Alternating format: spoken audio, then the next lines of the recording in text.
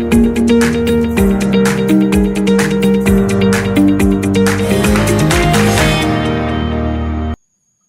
hey, we're live, everybody. Thank you for joining us. I'm David Blackman, your apparent host for this week. I wasn't supposed to be, but we don't know where Tammy is. She was going to do this week, but I'll try to struggle through it. I am here today with Irina Slav from Bulgaria. Irina, how are you today? Thank you, David. I'm great. Irina is a wonderful writer, energy analyst who writes at oilprice.com and also at Substack, where she has a lot more freedom to exercise her acerbic wit on the energy scene. And it's always really insightful and entertaining stuff, Irina. What'd you write about this morning? Thank you. Oh, this morning I wrote about so-called sustainable aviation fuels. It's a really funny story. Europe can't wait to bankrupt itself in the most spectacular way possible. You know, they're trying to make fuels. I'll talk about this later. They cost thousands of dollars to make a ton of it. Oh my gosh. Yeah, Yeah, but emissions, you know. that sounds about right. Yeah, that's pretty par for the course, and not just in the EU, but all over the Western world. And also with us today is Stuart Turley, a man about town in both Oklahoma and Texas. I don't know where he is today, and he probably doesn't want to disclose his location. How you doing, Stu? Hey, I'm doing great. I'm up in Oklahoma, but I got my backhoe ordered. You and I were talking because I got to dig a bunker. So I went ahead and just bought a backhoe. Stu is the only person I know who actually buys a backhoe when he needs to dig up a few tree stumps. You never know when you're going to need it, right? Yeah, exactly. Hi, Tammy. Hi there. It's good to see you. You were supposed to be the ringleader of this deal today. Do you want to take it over? Because you do Nope, so that's much better job than I do. No, that's okay. I'll do it next time. I'm really sorry. Okay. My computer decided to do some kind of virus scan like 10 minutes before. And I'm like, what are you doing, computer? Don't do that. Oh my gosh, I hate that. That's a Microsoft thing, probably. No, it's probably a McAfee thing. Do you have McAfee? No. Okay, well, anyway, they all do it, and they do it at the worst possible time. And back to Stu. Stu, tell before we get going, tell everyone where they can find you on the internets. Well, the best place is energynewsbeat.co, and you can see all my podcasts there and all of our stories. It's a lot of fun, and also the energynewsbeat .substack.com. And love doing it. I'm writing a couple fun papers for trying to get Chris Wright on the show. And I'm trying to write 3 papers on ending ethanol, getting the Jones Act together, and a couple others. And it's going to be tough, but with Doge here and what's going on, it's a time that I think we can move on some of these things. Yeah. Don't get me started on the Jones Act. I could talk about that for days. I knew I could work you up. I wish you well, because that's the hardest nut to crack possible. Tammy, Dr. Tammy Nemeth, where are you today? I'm in the UK today. You're in the UK today? Okay, well, we'll speak carefully about the Starmer government so we don't get you in trouble. Tammy, Yes. is your power line failing behind your house, or is that Christmas lights? That's Christmas lights. Oh, I was just wondering. Awesome. You will be wasting electricity on Christmas decorations. Yes, I guess we're violating whatever code they have for rationing or appropriate use. You know, what's sufficient? What's sufficient with these people? Yes. Well, Tammy also has exciting news. She started her own Substack last week. Yay. And it's wonderful. Her first post I shared with folks on my Substack is really fantastic. And I'm so happy to see you doing that. Yes. It was high time you joined us. Yay. We can be like the new Substack crew. That's great. Yeah, we're all on there now. It's great. And good morning to Robert De Domenico. Said good morning. Shawnee Reslin also says good morning from Alaska. Alaska. Hi. Yay. Hey, also David and Tammy and Irina, our staff will be providing the transcript, and we can put the videos out there for you all to put on your individual Substacks, so Yes. that we put this out on your podcasts out there. That's fantastic. Thank you so much, Sandstone Group. Yes. The Jones Act, Richard, you are spot on. I'm trying to get this done. Yeah, it's a problem The for everybody. northeastern U.S. LNG, it's like Hawaii trying to get rid of coal, but they can't import LNG from the U.S., so they're going to be buying it from Russia. Yep. Go figure Yep. that out. Yeah, it's crazy. Hey, Gail, Hi, Gail. we love Gail. Great to All see right. everybody. So let's get going on our topic for today, which is, Woohoo. go back to the slide. I'll just read it. I can't remember exactly what we called this. The energy transition meets energy reality. We seem to arrive at the same point in time at the end of every year, don't we? I mean, every year goes by and this thing is supposed to be a real transition. And we get to the end of the year and we realize, no, there's no real transition going on. And we're here to talk about that today. And so I'm going to call on, well, Tammy can lead off the discussion about whether we're in a real energy transition or not. It depends on how you're defining energy transition, as always. But inevitably, it's all about the energy realities, and at some point, the reality comes home to roost. And I think with the energy transition, there's this move to try and shift all this investment money out of hydrocarbons, whether it's oil, gas, coal, whatever, and into whatever the fashionable form of energy is. And we can have conversations about, what do you mean electricity? Do you mean other energy use? And what other products might come from things like oil or whatever. So it's interesting that there's a lot of talk, a lot of hype around transition, but when push comes to shove and people want to have reliable, affordable energy, it's not necessarily the transition isn't doing what their supporters say it's doing. So we can look at, for example, Germany, other countries in the EU, or countries that are in the Schengen zone, which means that they can trade with the EU with limited amount of restrictions and so on. And I'm sure Irina will have some fantastic points to make about what's going on with Norway. And that's sort of what brought us to this topic today, where, there's this over-reliance on energy interconnectors. And the UK is putting a lot of faith into relying on other countries in the European area to supply them through interconnections with electricity that they know their own push forward towards wind and solar can't meet.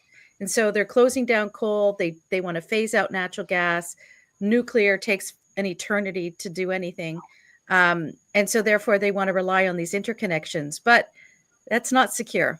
And as much as you think you're friends today, when prices start to increase and people start to suffer, then all bets are off. Yes. Irina, I'm going to call on you next, since Tammy referenced you and the wonderful points you're going to make about all this. Talk about Norway. What's happening there? It's actually one of my stories, but what the hell, it doesn't matter really. And I covered it last week in a Substack post, because this was the lesson I was waiting for. The lesson that somebody teaches the green madmen and mad women. And Norway has seen such an increase in domestic electricity prices because of its exports of electricity to Europe, that it's going to stop exports via the interconnectors to Denmark, to Germany, possibly the Netherlands, and the UK. All of the countries that, as Tammy said, try to be even more reliant on electricity imports from countries. Okay, forget about Norway. Norway has hydro, it has natural gas, but the UK, I think, was building an interconnector to Ireland and to the Netherlands. And the Netherlands is in the grips of the same insanity. Yes. The Netherlands is putting up wind turbines and solar panels everywhere. It's making itself vulnerable. Okay, so let's imagine this. We're in the dark doldrums, as they charmingly translate Dunkelflaute. And I like this translation. I don't know German, so I like this translation. In winter, there's generally not a lot of wind in northwestern Europe, as we have seen recently. There is no solar to speak of. So the UK is building an interconnector to the Netherlands that's probably worth a lot of millions. And then the Netherlands cannot respond to this demand, so it has to import the electricity to then export it to the UK. How exactly are these people thinking this is going to work? Oh God. Especially when Norway, shuts its own interconnectors and says, sorry guys, we cannot subsidize a 20-fold increase in our domestic electricity prices. Because that's what Norway does. It has the money. Why does it have the money to subsidize electricity prices for households? Because it is a massive oil and gas producer. Right. Yeah. And it plans to invest more in oil and gas production next year. And, A lot and more, yeah. Irina, 2 years ago, they were trying to shut down their gas fields on land, and then they were trying to shut down their off-sea things as well, too. So it's amazing what 2 years in a war does to Norway. The Norwegians, yeah. Well, some. I think the government was never really big on that. It was more environmental activists and some activists masked as politicians.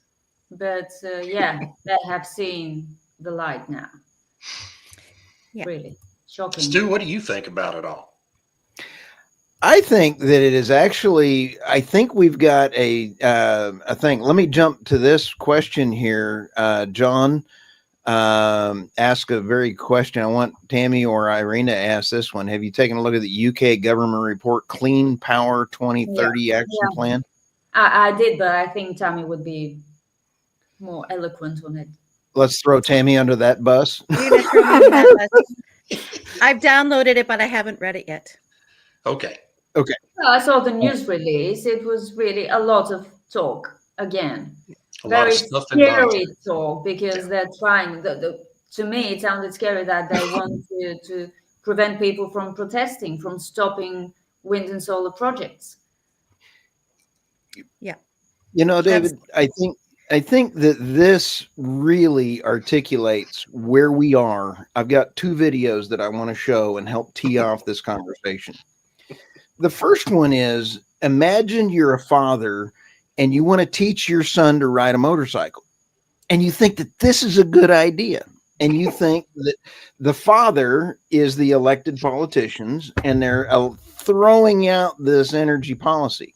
Here is either the Biden administration or it is the UK or the EU or one of the governments out there trying to do green energy policy. So here we go.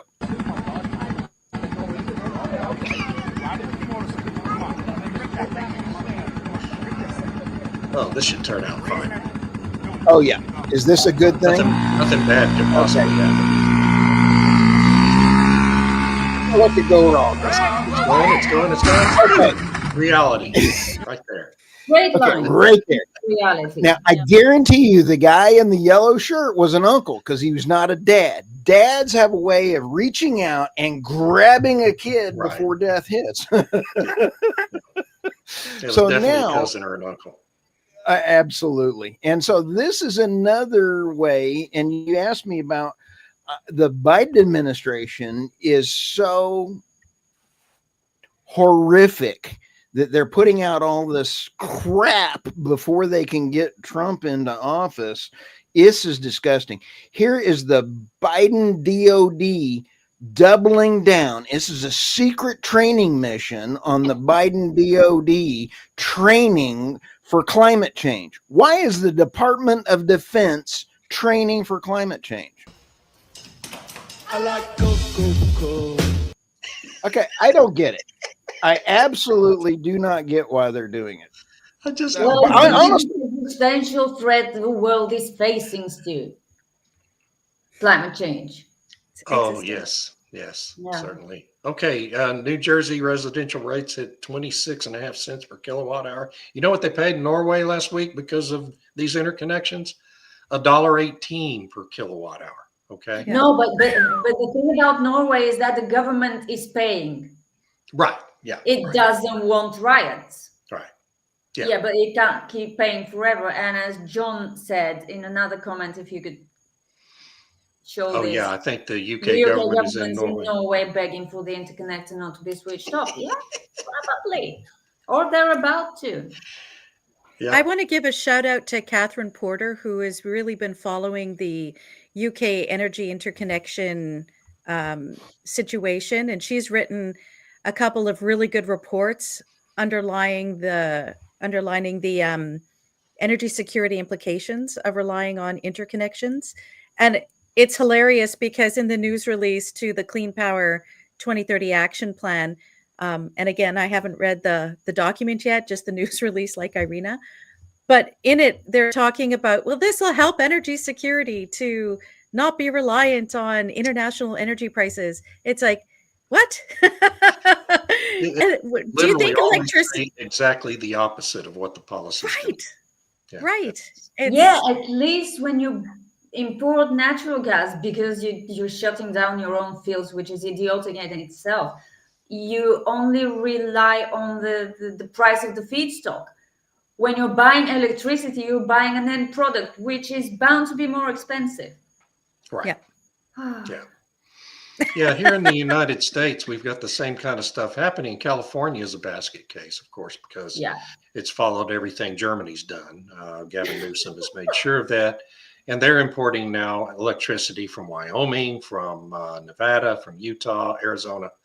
And what's happening? Well, the high electricity rates in California are starting to flow back upstream to all these states that are stupid enough to agree to export electricity into California. And for exactly the same reasons as it's happening to Norway. And so, I mean, this is all the most predictable stuff in the world. Yeah. And yet they're going to continue doubling down on it, folks, until we force them to stop. We're seeing it with the Biden administration in its final few weeks. On Sunday, announced they're going to give $1.6 billion to green energy propaganda operations, these NGOs who are going to take that money, by the way, and they're going to funnel it into media outlets like the Washington Post and the Financial Times and the Economist, and all these legacy media outlets that used to be reputable operations are now getting funding essentially from the government, but it's passing it through these NGOs to get to them, to hire an army of climate writers to write all this propaganda and spew it out on the airwaves. And and so that's and over the weekend there was a notice from the White House from the what is it called, the CEQ, Council on Environmental Quality, to all of its regulatory agencies to push as much of this IRA money as they possibly can out the door, commit it to be spent by January 20th when the Trump administration comes in. So we get to this again. We get to the same point at the end of every year.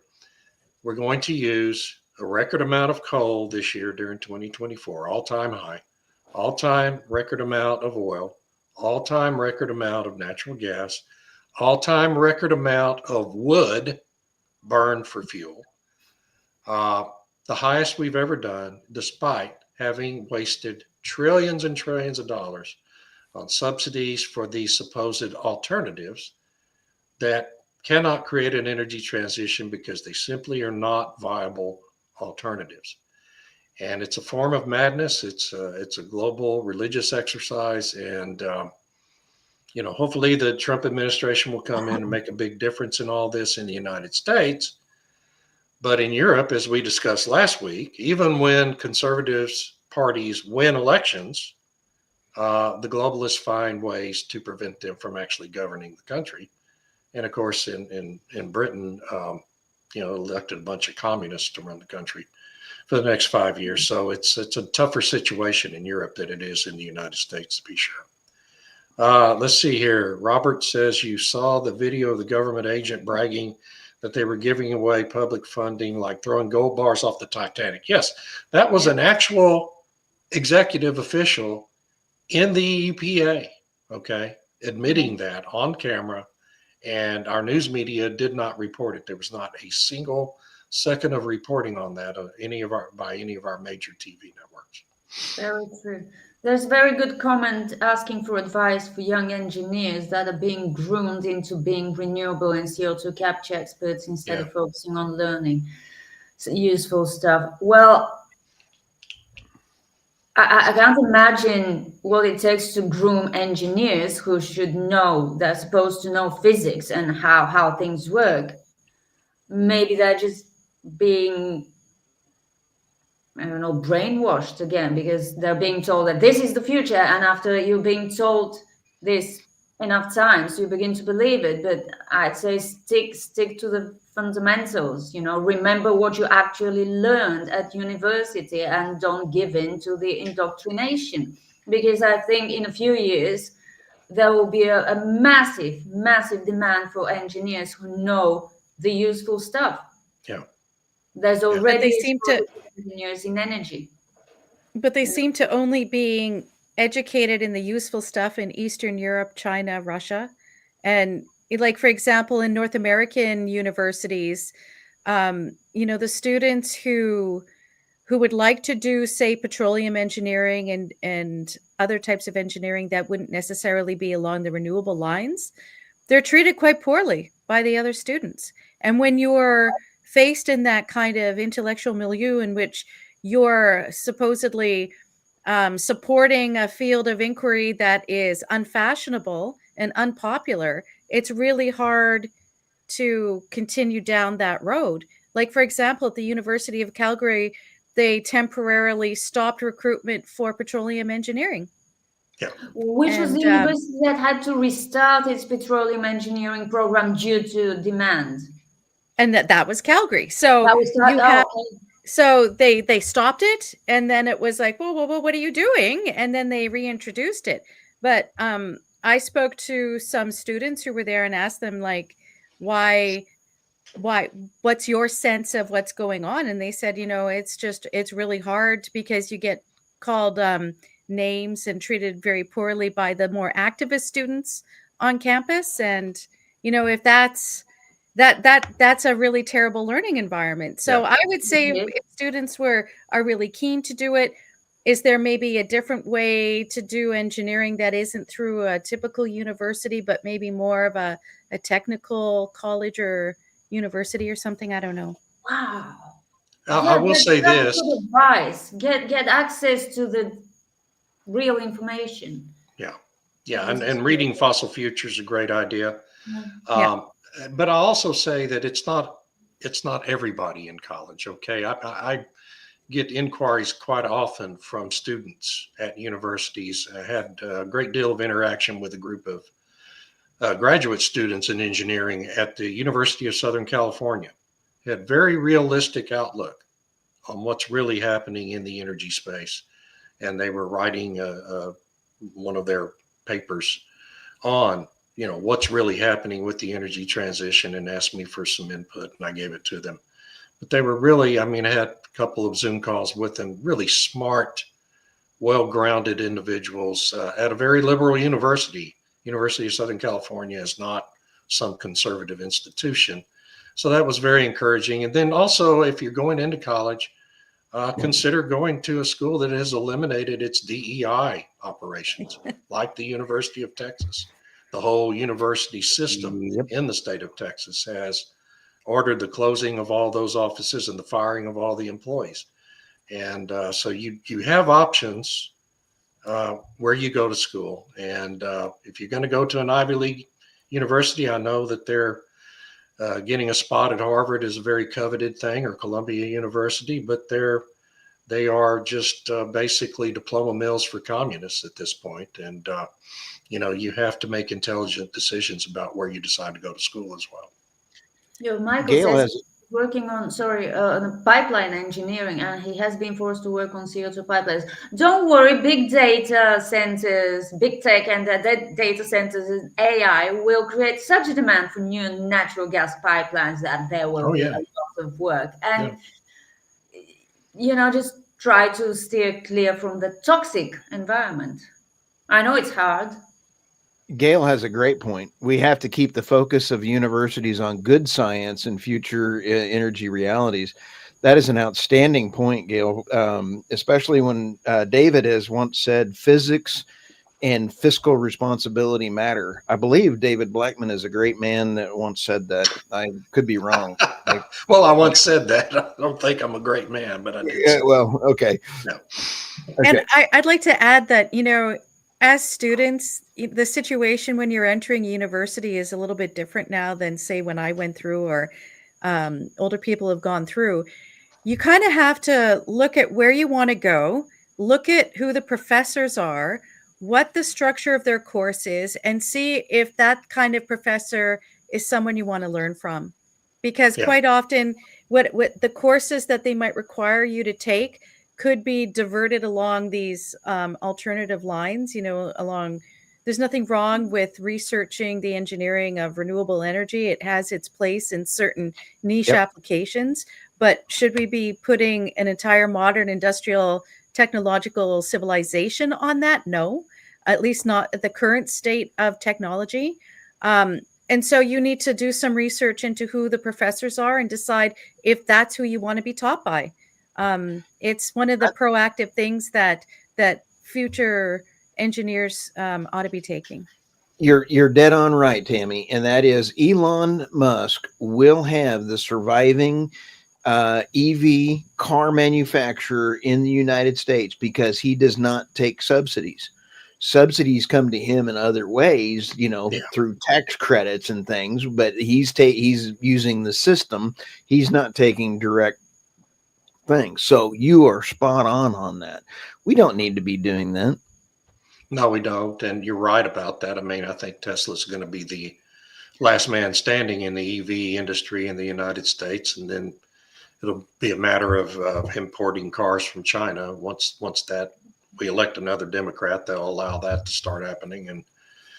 And he'll be competing against them. But, Ford, GM, Stellantis, they're all going to fail. They're bleeding billions of dollars every year. And that, it's a fool's game.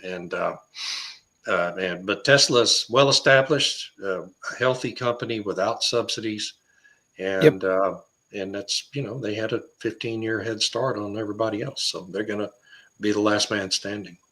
I think Patrick and McAfee need to go have lunch. They're having a great conversation back and forth there. Yeah. And I think that is actually very true that and Tammy, you had excellent advice for people to shop for the universities and everything else. But there's also a lot to be said for not bothering to go to university. Are the universities actually worth anything anymore? Yeah, I think. Well, especially if you can get an equivalent.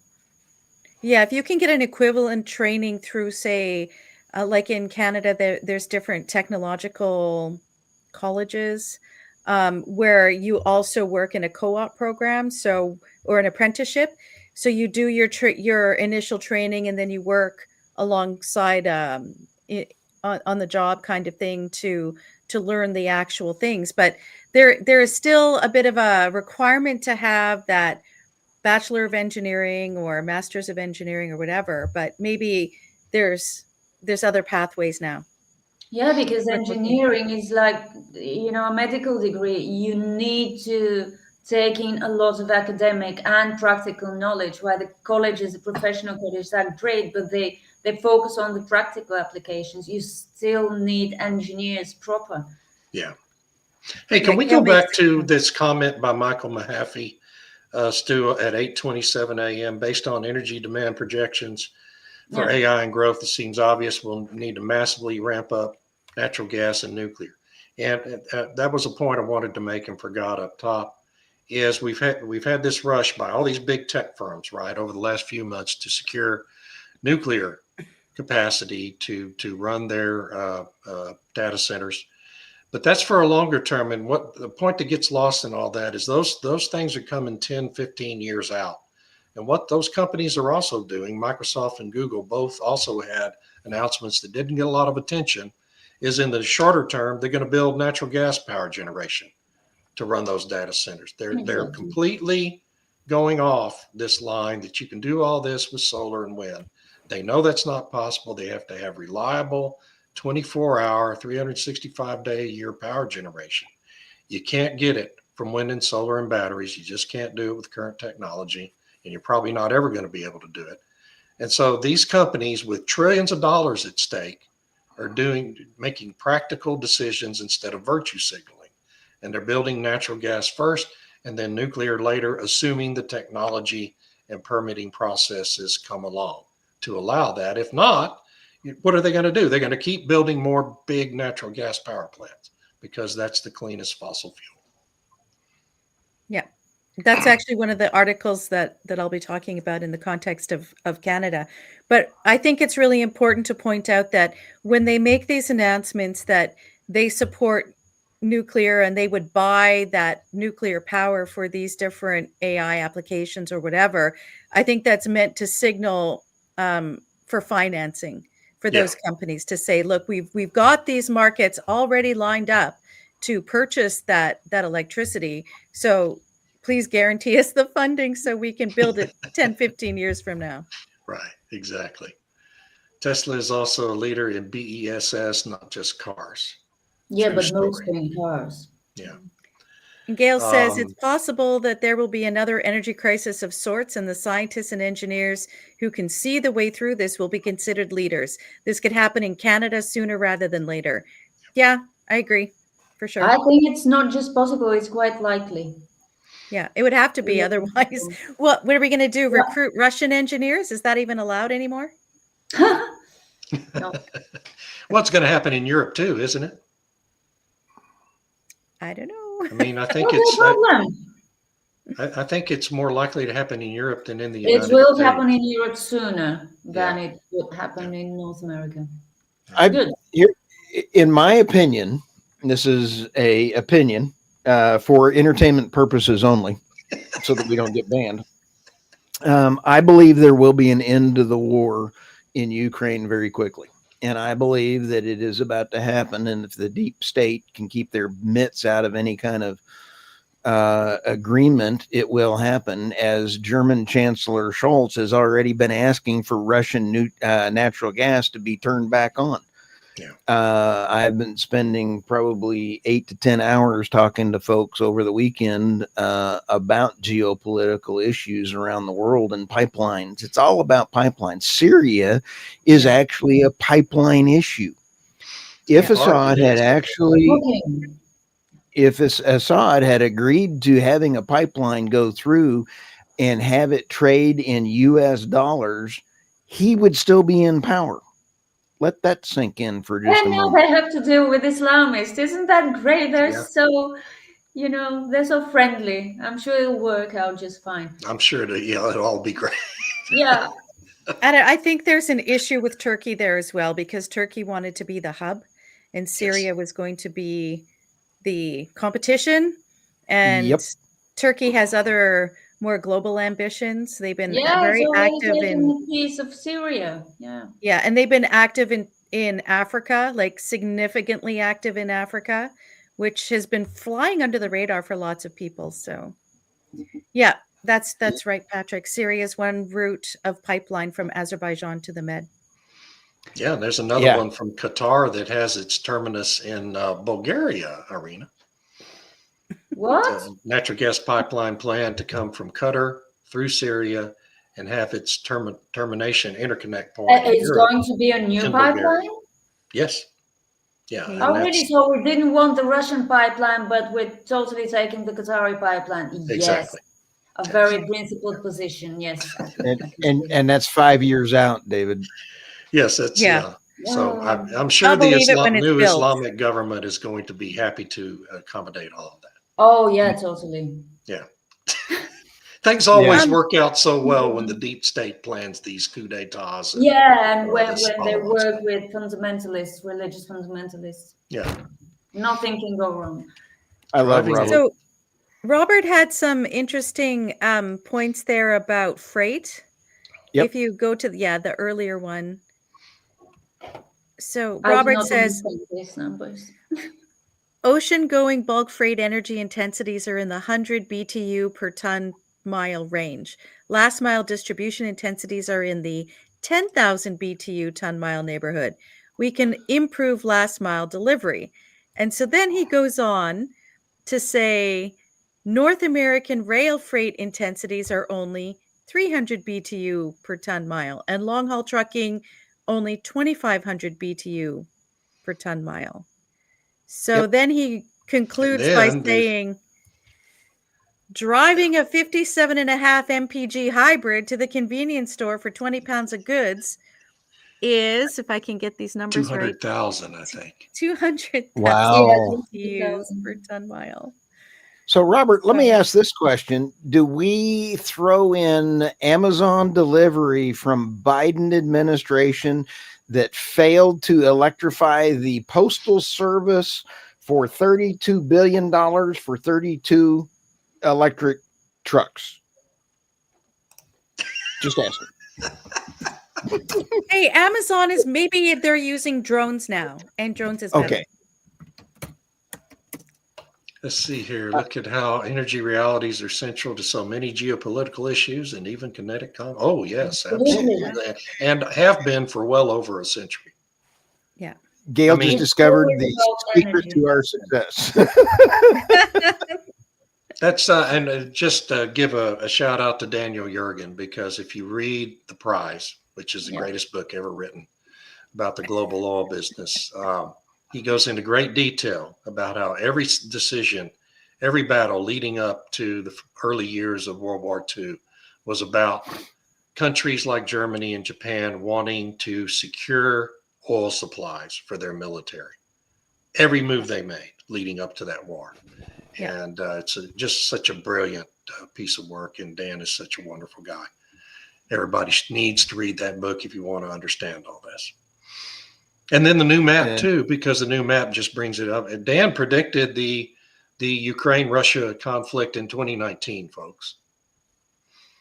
And was Yeah, well, it's spot been on going about all of it. on since 2014. So Right. Well, but I mean, he predicted that Russia would actually invade to try to annex these eastern, what do they call it? The region. Donbass. Yeah, right.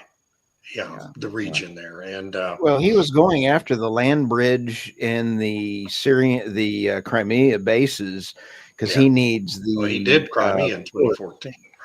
And they Right. happen to be populated by Russians, Yes. incidentally. But he also needed the land bridge to get there because they are trying to, the Western powers are trying to isolate Russian natural gas and eliminate all marine choke points. And so he is trying to counter that by going land. And it is an amazing chess match that's going on. I would not want to play chess against Putin or Trump.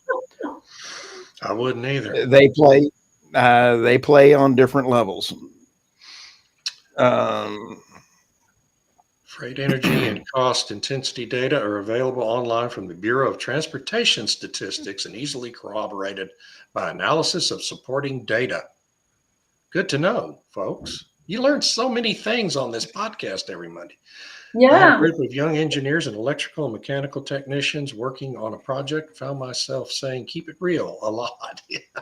Oh, yes. This is horrible what they're doing to children. Well, not children, but young people. young adults. Hey, Robert, Very I love important. Robert.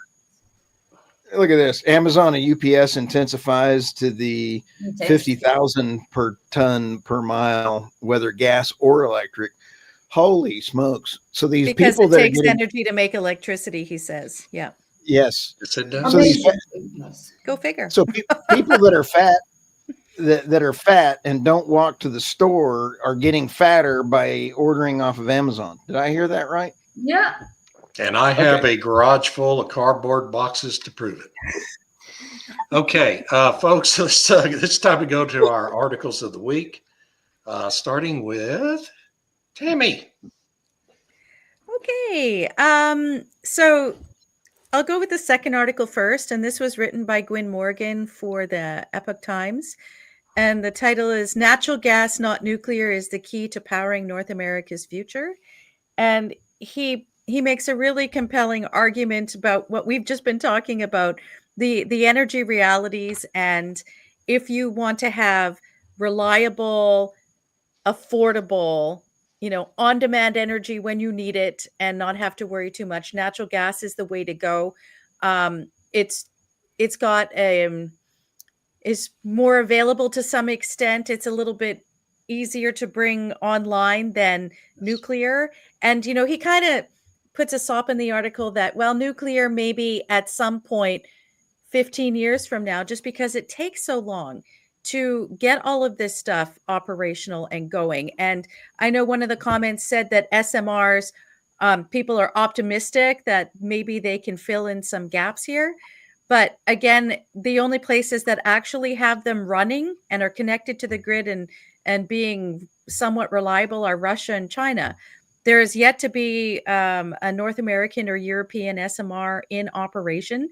So I guess we have to wait and see. There's been a lot of talk, a lot of hype, and I'm just concerned that a lot of this hype is just hype, like with lots of things in the energy transition. So it's a really great article talking about the strength of natural gas. And I think he mentions the government of Alberta announced that there's a coalition that's putting together natural gas powered AI data servers and whatnot in northern Alberta. And part of the group is funded by Kevin O'Leary, who's on Shark Tank and Mr. Wonderful, has been he's really sensible when it comes down to business and really what's the is. reality there, So he's one of the funders or backers of this project. So it should be interesting. And then the second article was in Real Clear. And the title is Germany's an Economic Model for What Not to Do. Exactly. And this is a great article by Rainer Zittelmann. And he's talked extensively about what happened in Germany with the business community and the Nazis, and then what happened afterwards. And so he's got a really clear idea of what happens when governments try to tell corporations what to do in a sort of corporatist mentality. And his article is just fantastic for talking about all the things we talk about energy realities and how investing so much in wind and shutting down your coal and shutting down your nuclear is not the best way to run a modern technological society if you want to keep your industry and businesses going. Because as we've talked about, there's deindustrialization happening in Germany, and it's a really sad thing to see. Yeah, and it seems intentional. And Tammy, may I add that the UK, New Jersey, New York, and California are following off the lemming cliff of the green energy policies. And Canada too. And Canada, thank you. Sorry. Maybe not for much longer, but I'm not going to hold my breath on that. There's lots of shenanigans. Yep. Oh, good. These are mine. Well, we already covered Norway, which is campaigning to cut energy links to Europe as power prices soar. But to Tammy's Germany story, I just saw a headline in Bloomberg today. I didn't read the story, didn't have time, but Germany's failing right when Europe needs it most. Oh. Nobody could have seen that coming. No one saw that one coming. And a lovely story about the US solar industry that's decided to stop talking about climate change and talk about energy dominance instead in order to curry favors with the Trump administration. This is so adorable. Yep. This is not at all unethical. This is not at all immoral. They're trying to survive. And, they've suddenly forgotten about climate change and how good their industry is for reducing emissions. So now that they're focusing it all on arguing that solar would be critical for U.S. energy dominance, and how are these people still alive and employed? I have no idea, really. No, seriously. Yeah. Just Solar is change the spin political. and all will be good. All right. For all of our listeners, please subscribe to irenaslav.substack.com. It is important that you just listen to it. She has hers where you can listen to her great sense of humor on her articles. I highly recommend that joy Yes. every day. Absolutely. Well, not every It's day. awesome. Thank you. I should probably rename it to stand-up comedy or sit-down comedy or whatever. I- But yeah, I- it's just funny because it is ridiculous, really, and they have no qualms about it. They're not embarrassed about it at all. No, for them, I it's just another tactic. It's just another business tactic. Yeah, but please. Oh, here's me. So let's see. So the first one on the left is in protest against LNG exports, Climate Defiance blocks unused entrance to DOE garage. Okay. That was our friend Kevin Killow writing at justthenews.com. This climate defense group is kind of like the Just Stop Oil bunch over in the UK and Germany. And they put up this breathless tweet Friday afternoon saying, "We have blocked the entrance to the DOE headquarters in Washington, D.C., and local police are swarming the area to try to shut us down. We need your money. We need your money now to support these efforts, these important efforts." Well, it turned out there's about 15 pasty white, chubby little trust fund kids from wealthy families had parked their fat butts in front of the entrance to a parking garage that hasn't been in use for several years now, because 90% of DOE employees continue to work from home since COVID. Okay. They're still not going back into the office. And this parking garage is vacant, and they did block the entrance to it, but nobody cared because nobody's trying to use the stupid parking garage. Okay. And Kevin got all that and got the poop on it. Within a couple hours, he had put this great article out. Everyone needs to go read it. You need to become a regular reader of Kevin's stuff. Yeah, over absolutely. Yeah, He's he's really, fantastic. really good. He started at the Cowboy State Daily up in Wyoming a 3 years ago, is where I think all of us first noticed him. And Yeah. the guy just does great work and has a great sense of humor in the stuff he writes. Then the second story is, again, along the same theme of what we've talked about here all day. There is no energy transition happening. What is ExxonMobil doing? They're investing $25 to $30 billion every year in ramping up their oil and gas production globally. They plan to increase by 18% overall by 2030, and that includes more than doubling their production from the Permian Basin and from their Guyana offshore operation, which is turning Guyana into a world oil power. They're already producing 600,000 barrels a day in Guyana. They're going to be producing an estimated 1.3 million barrels a day by 2030, and it's probably going to be substantially more than that. These are always conservative estimates. So that's what Exxon's doing. And by the way, Chevron's doing the same thing, talking about doubling their Permian production. And Shell and BP are also in the process of winding down all their crazy investments in wind and solar and going back to being oil and gas companies. And that's because there is no energy transition happening, folks. It just isn't. I'm And shocked. that's my rant for today. I think dogs can talk better than humans sometimes. Certainly better than I can. That's right. Here's a dog trying to say a cow. What does a cow say? What's the cow say? Okay. So, that is, I'm sorry, I had to throw that in there, David. That's But awesome. here are my stories. You can't buy this kind of reprehensible behavior from a government. I despise the Biden administration. I can't make this any plainer.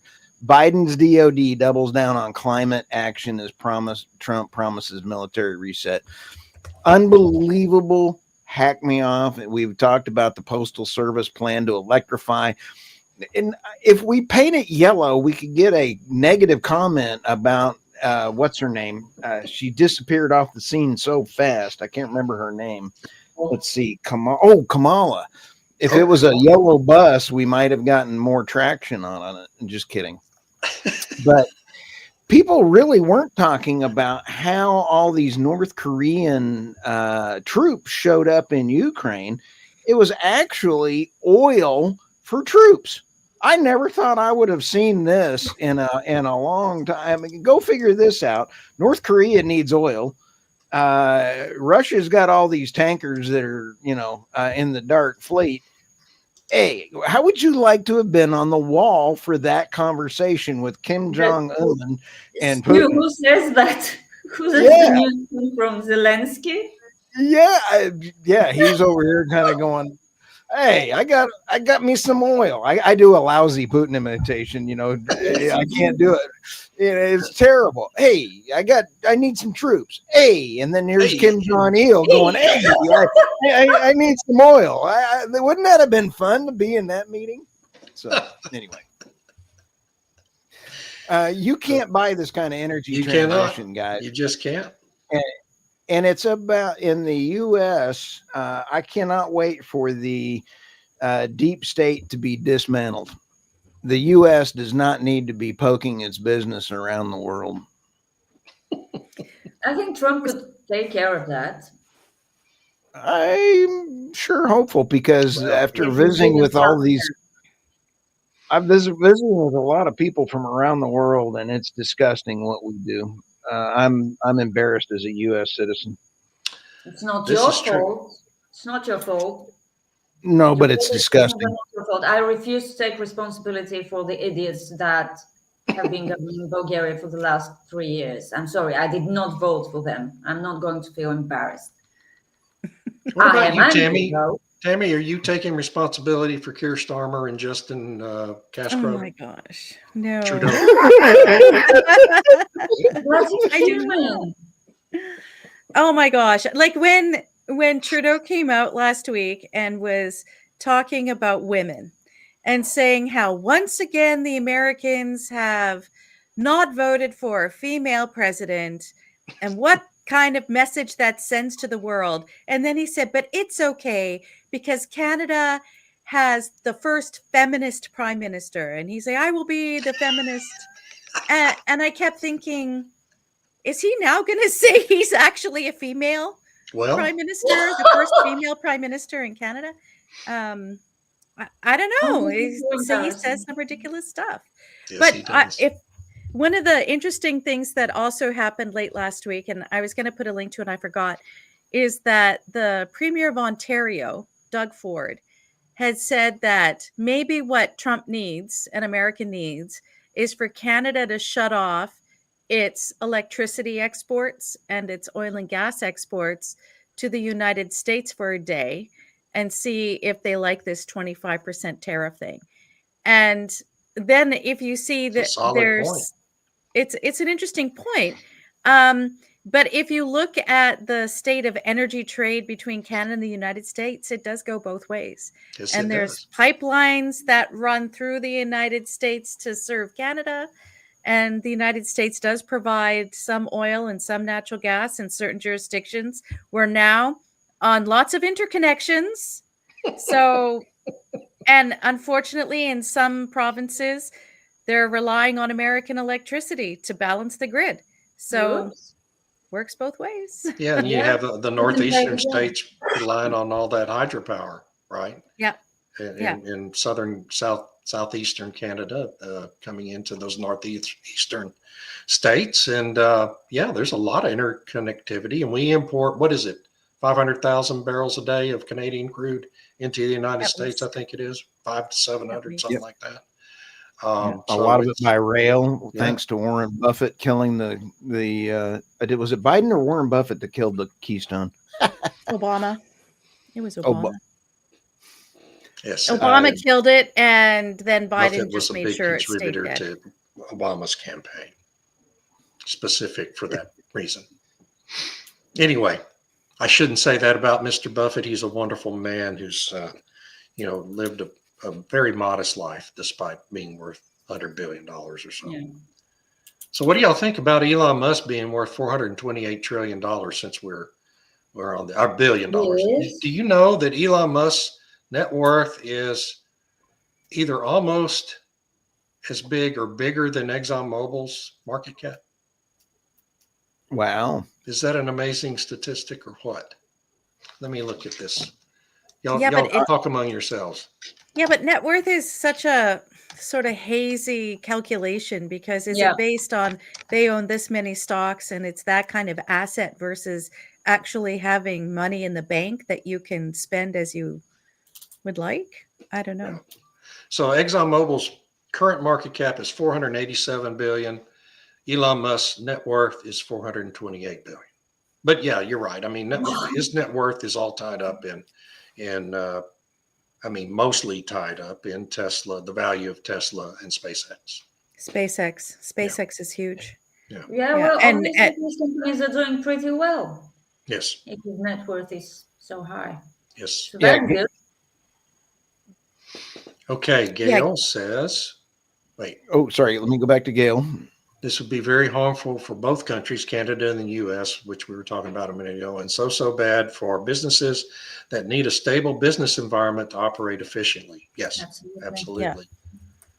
But the And point we of wanna Trump, by the way, the point of Trump doing that now is because he doesn't want to actually impose any tariffs. Okay.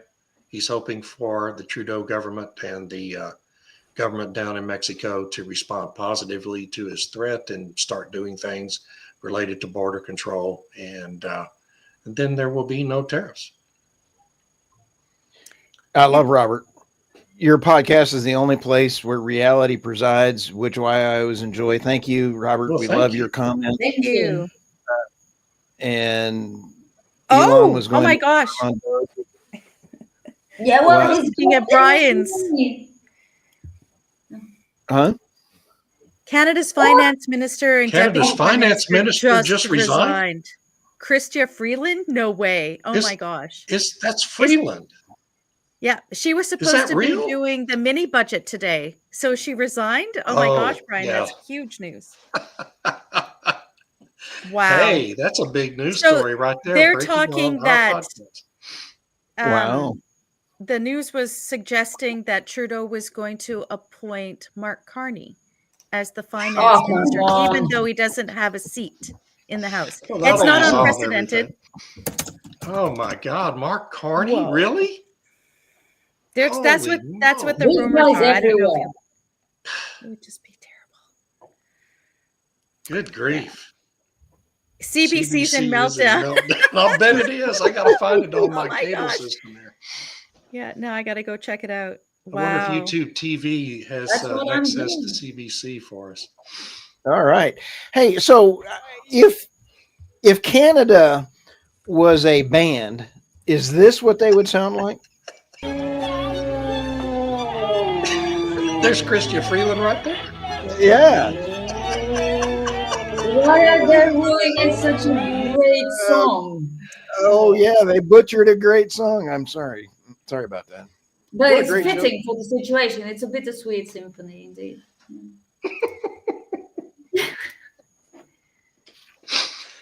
Okay. Well, what's well, interesting is if I can add to the Chrystia Freeland story, on Friday, she made an announcement that there's a limit for the Canada Pension Plan and Investment Fund that they can only own 30% of a company. They can't go beyond that limit for obvious reasons. You know, you don't want to be overinvested in something and have it fail and then the pension fund suffers. And they've lifted that limit because the federal government in Canada is trying to get the pension funds to make a whole bunch of significant investments in areas they want. yeah. And I find that just frightening. Like, what's going to happen to Canadians' pensions if the pension fund is allowed to invest more than, owning more than 30% of an interest in something? Unbelievable. Goodness Brian's got gracious. another good one. She was supposed to present a mini budget today. It's a confidence motion. Trudeau could be soon gone. I wonder why. That's why Trudeau snuck into Mar-a-Lago for a couple days. Maybe he was Was he looking for a job. No. What does Wow. Justin Bidet say? And Tammy can start a bingo card on government officials resigning and win. We love Tammy. Way to go, Patrick. I don't want to bet. Wow. I'm going to add that, okay, don't play chess against Putin, Trump, or Tammy. There you go. There you go. Well, it's 9 Oh, o'clock, dear. folks. 9 o'clock. We're out of time. Thank you. This has been Let's one go of read the the news from funnest Canada. episodes ever. I really appreciate people tolerating my moderation. Everybody have a great week. You were great. Have a nice All right. See you all weekend. next Monday, same time. Bye-bye. same Thanks, station. everybody. Bye.